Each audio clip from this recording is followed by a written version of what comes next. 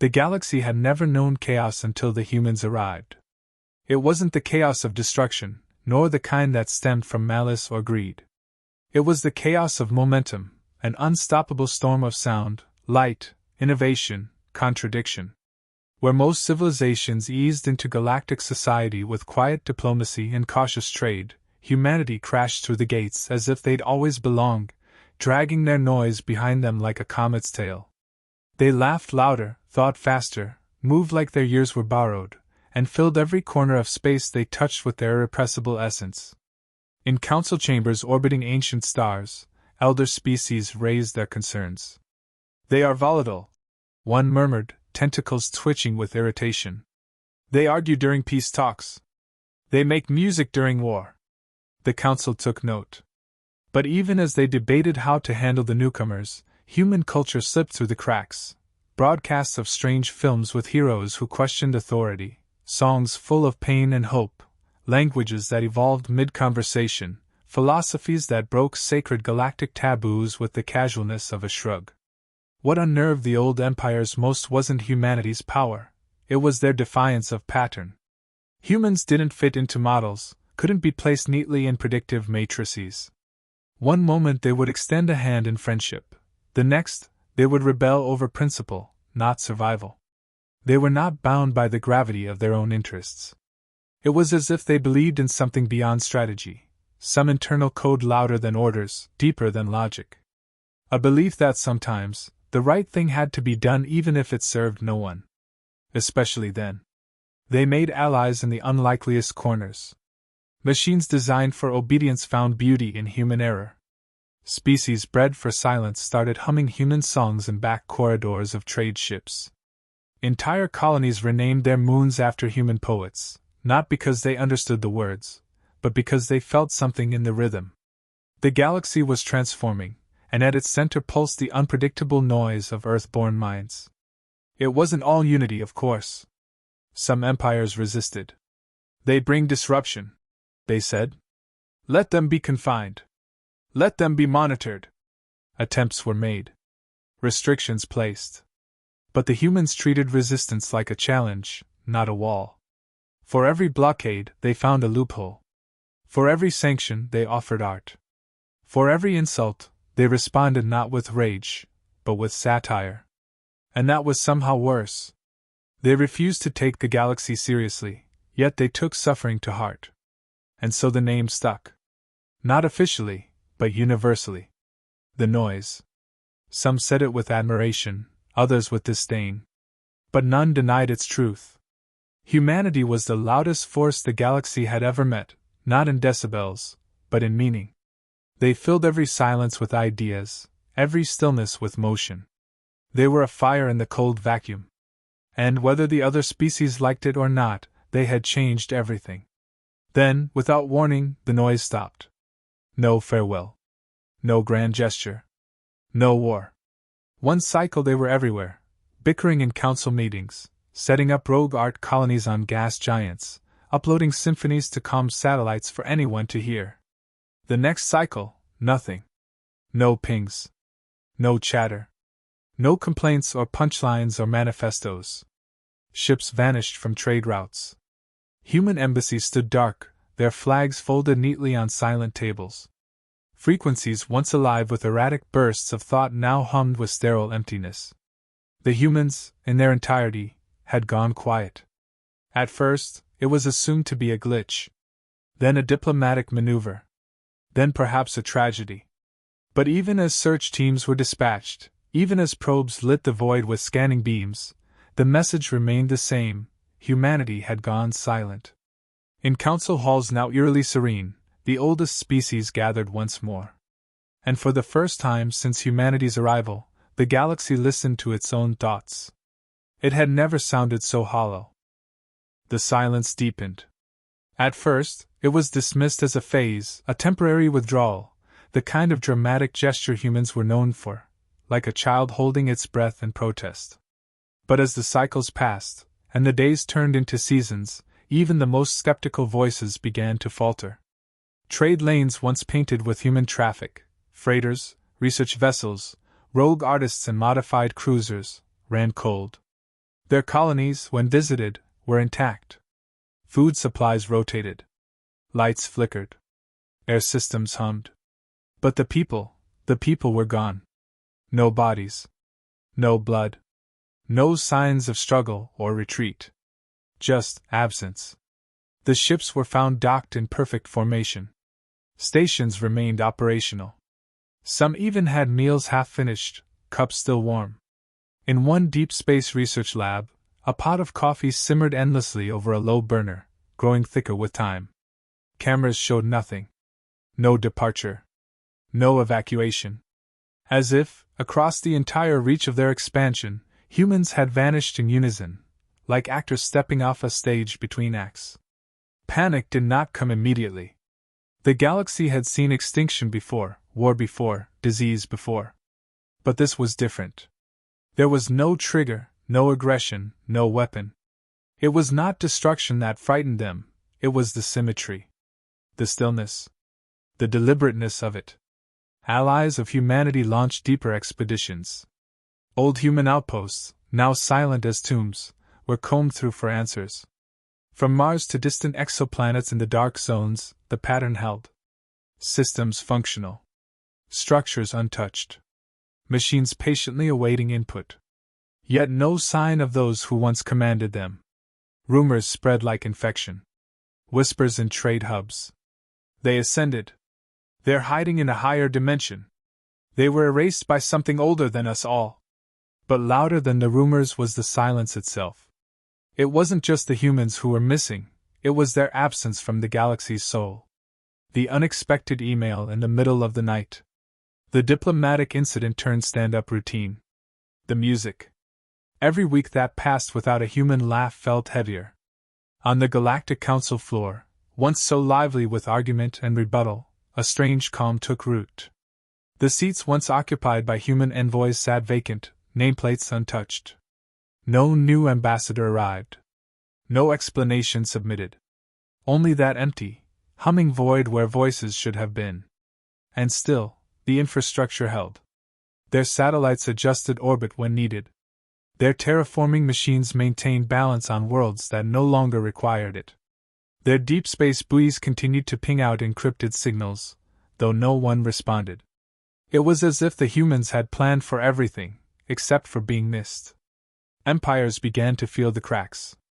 A manufacturing empire built on Terran alloys collapsed without their unpredictable but vital partners.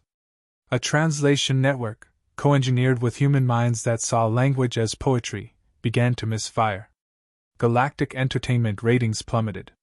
Human stories, often mocked, secretly beloved, could no longer be licensed, performed, or reinterpreted.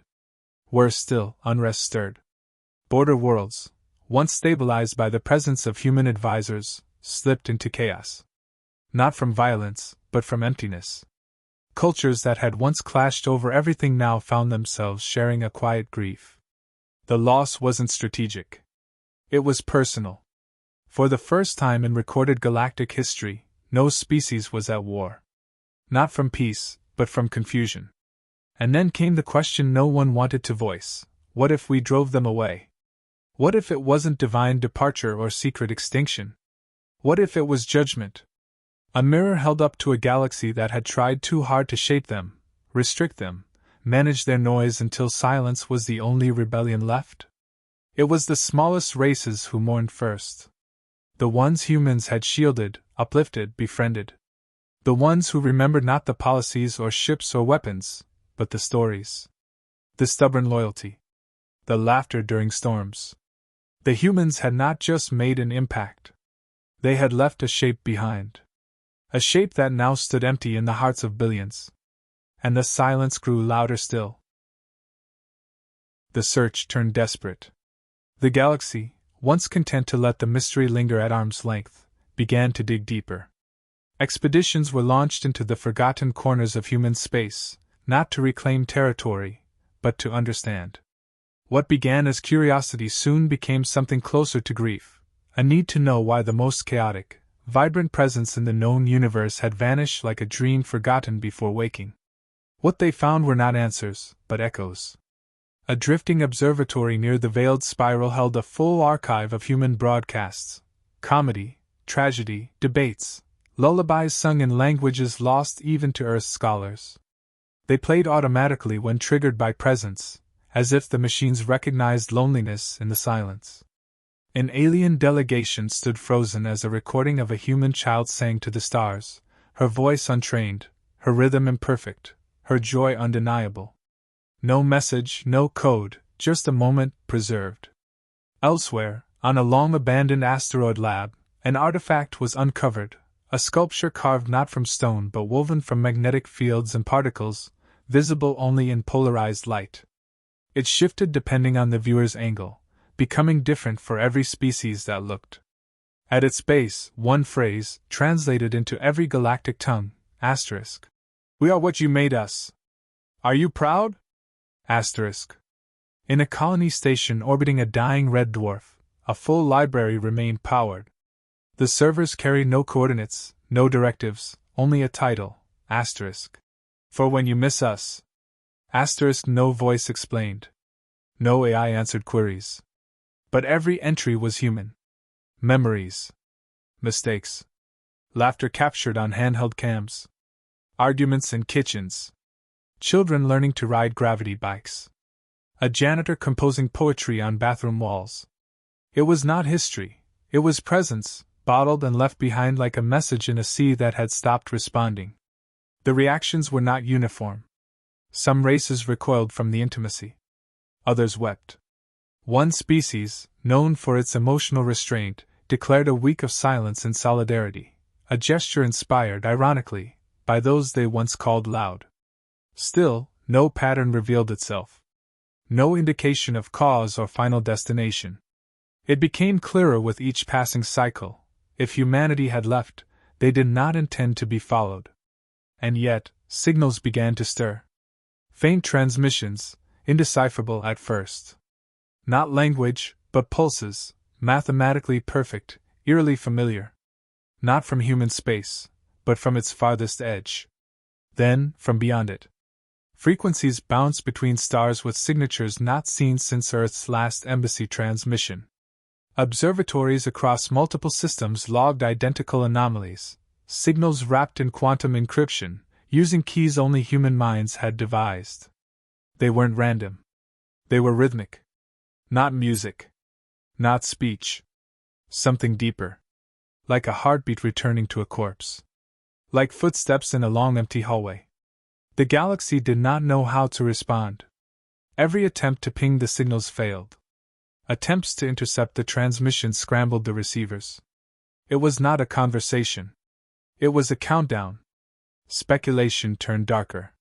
Some began to fear the worst, not that humanity had died, but that it had changed. That the silence was not a wound but a chrysalis. And whatever was emerging from that silence was not coming back to talk. But even in fear, there was recognition. An understanding that what had been lost was more than a species. It was a question humanity had always forced the galaxy to face. What are you, if not challenged? What are your laws, your peace, your truths, if never defied? They had not simply been loud. They had been alive. And now, as their absence lingered like smoke after fire, the galaxy began to realize what it had done. It had built walls around its own comfort. It had demanded order where principle called for friction. And in the name of quiet, it had exiled its own conscience. In the dark, the signals kept pulsing. Not demanding. Not threatening. Waiting. The first ship did not arrive with fanfare. It did not tear through space, did not fire a warning shot, did not carry colors or banners. It simply appeared, sudden, precise, deliberate, at the edge of a long-monitored sector. Silent. Unlike anything seen before. It bore no resemblance to Terran design, yet every sensor swore the signature was human. Smooth, dark hull. No visible propulsion. No heat trail. Just a cold, indifferent presence. Then another appeared. And another. Until the edge of the galaxy shimmered with impossible vessels, patient as a storm on the horizon. They didn't speak. Not at first.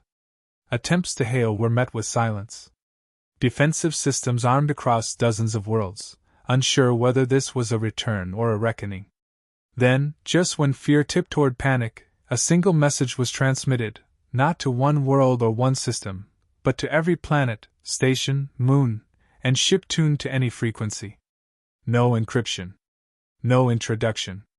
Just a voice. Calm, human, unhurried. We gave you what you asked for. Silence. Now, listen. And then, across thousands of defense grids, the lights went out. No explosions. No hacking. No alarms. Just stillness. Across 3 empires, planetary shields powered down in unison. Targeting systems failed to acquire. Ships went dark. Superweapons, thought infallible, became inert. Emergency protocols couldn't be activated. No one was harmed. Nothing was broken. But everything stopped working. It was not violence. It was correction. From the void came the second wave, not fleets, not armies. Drones. Thousands of them. Shapes that defied aerodynamics, moving like thought, impossible to track, impossible to predict. They didn't attack. They dismantled. Entire weapons platforms were disassembled mid-orbit, piece by piece, gently lowered to the nearest moon like scrap. They moved with surgical intent, treating weapons of mass destruction like outdated toys. Panic spread, but no resistance held. There was nothing to fight. The galaxy's most paranoid species attempted a countermeasure, activating hidden war assets in deep space. Those vanished in less than an hour. Not destroyed, relocated. Neatly deposited at the feet of their own homeworlds, accompanied by one repeated phrase. You are safe from yourselves. For now. Finally, the vessels moved, not toward capitals or strongholds, but toward the Galactic Council. The heart of politics, policy, law. They arrived not in formation, but in orbit, forming a vast ring of silent judgment. No declaration. No ceremony. Just presence. Inside the council, fear turned to confession. Representatives who once dismissed human chaos as primitive now sat still, hoping not to be noticed. One voice, older than most stars, finally broke the quiet. Why have you returned? And from everywhere and nowhere, the answer came. To see what remains when the noise is gone. The silence that followed was worse than before.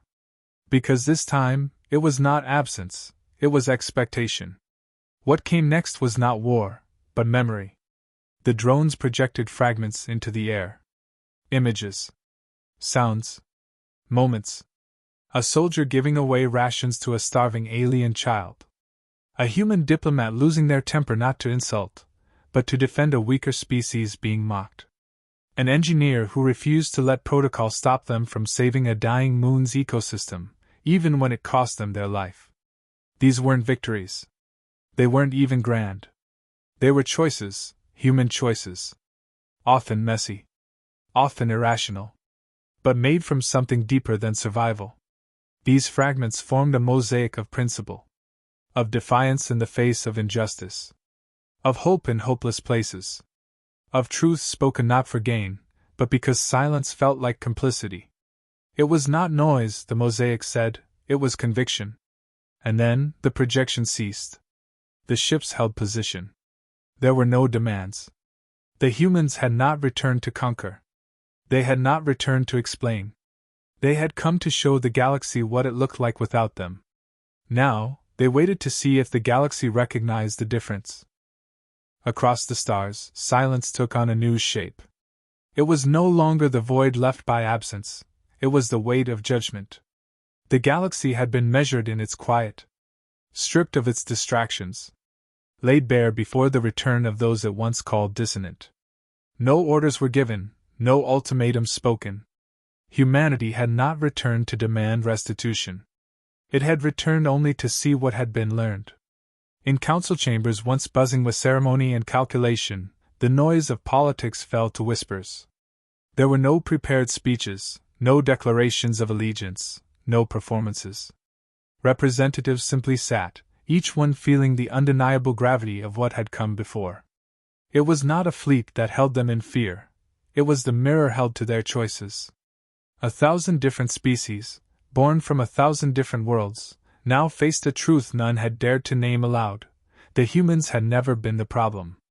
They had only revealed what the galaxy was too polite to confront: its stagnation, its fear, its rigid obedience to comfort. In their unpredictability, humans had challenged every empire to become more than stable. They had insisted, in every act of resistance and joy, that principles mattered more than peace bought by silence. And in leaving, they had proven it. In one chamber, a diplomat stood and spoke, not to the drones overhead, but to the empty space that once held human voices. They said nothing grand. Only, "We were afraid of the fire. We forgot it gave us light." Others followed. Admissions. Regrets. Not rehearsed. Not strategic. Just truth. It echoed in different tongues, across neural uplinks, across singing vibrations and coded chemical emissions. Each confession was its own kind of rebellion. Against fear. Against tradition. Against the lie that stability was always righteous. Among the oldest species, those who had lived through every galactic cycle, something changed. Not policy. Not law. Something internal. A realization that what they had dismissed as noise had always been a pulse. A signal of life too wild to tame and too vital to silence. They had seen themselves too clearly in the human's reflection, and for the first time, they did not look away. And then, in the middle of this stillness, a sound returned. Not a command. Not a threat. A laugh.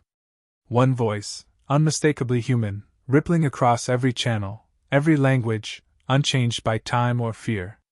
It was not cruel. It was not bitter. It was alive. It was the kind of laugh heard after near death, after struggle, after understanding. It was the laugh of someone who knew the darkness, and chose light anyway. Then, the music followed. Slow at first. A melody built not from perfection, but from emotion. A piano off-key. A guitar too loud. A voice cracked but defiant. It rose like a sunrise across calms arrays, across empty stations, across the hulls of ships that had waited too long in silence. It carried no translation, because none was needed. The galaxy did not analyze it. It simply listened. On worlds once ruled by protocol, citizens stepped into the streets and stood still. In war-torn sectors, enemy soldiers lowered their weapons and looked at the stars. In old stations, janitors and engineers and AI caretakers paused, feeling something stir where programming once ruled. It was not just noise. It was the return of meaning. The ships didn't stay. Slowly, one by one, they vanished back into the dark. Not to hide, but to remind the galaxy of something more terrifying than war: accountability. The humans had not come back to reclaim territory or power. They had come back to ask a single, unspoken question. What did you become, when we were gone? And as they left, the stars did not feel quieter. They felt full. Not of answers, but of purpose.